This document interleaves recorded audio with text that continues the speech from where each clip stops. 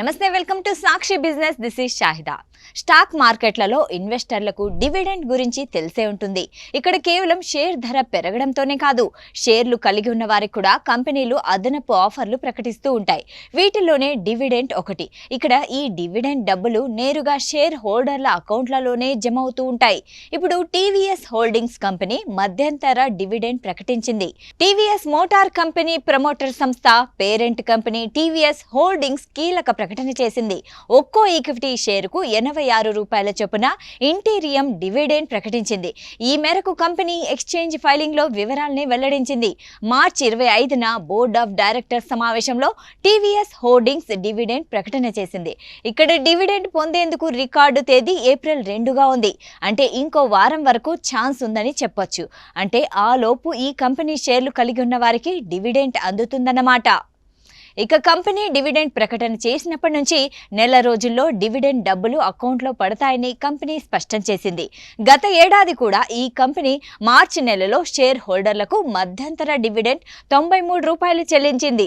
దీనికి ముందు 2024 ఏప్రిల్లో 94 డివిడెండ్ ఇచ్చింది. ఇదే సమయంలో కంపెనీ మరో ప్రకటన కూడా చేసింది. నాన్ ఇన్వర్టబుల్ డిబెంచర్ల జారీ ద్వారా 650 కోట్ల మేర నిధుల్ని సమీకరించనున్నట్లు పేర్కొంది. టీవీఎస్ హోల్డింగ్స్ కంపెనీ విషయానికొస్తే ఇది ఇండియన్ ఆటోమేటివ్ కాంపోనెంట్స్ కంపెనీ. ఇది టీవీఎస్ గ్రూప్ లో భాగమే. సంస్థ ప్రధాన కార్యాలయం చెన్నైలో ఉంది. టీవీఎస్ హోల్డింగ్స్ స్టాక్ ధర మార్చి 25న 2.80% మేర పెరిగి 14,108 వద్ద స్థిరపడింది. కంపెనీ మార్కెట్ విలువ 27.77 వేల కోట్లుగా ఉంది.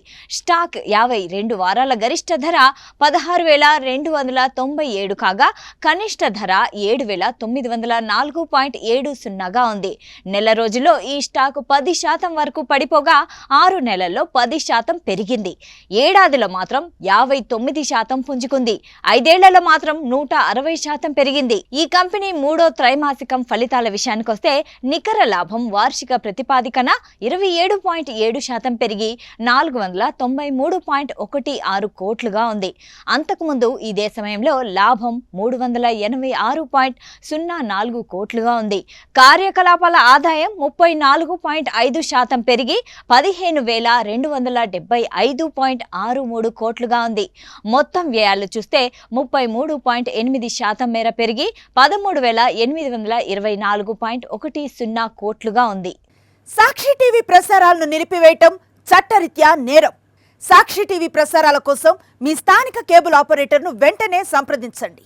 DTHలో ఇంటర్నెట్లో కూడా సాక్షి టీవీ ప్రసారాలను వీక్షించవచ్చు.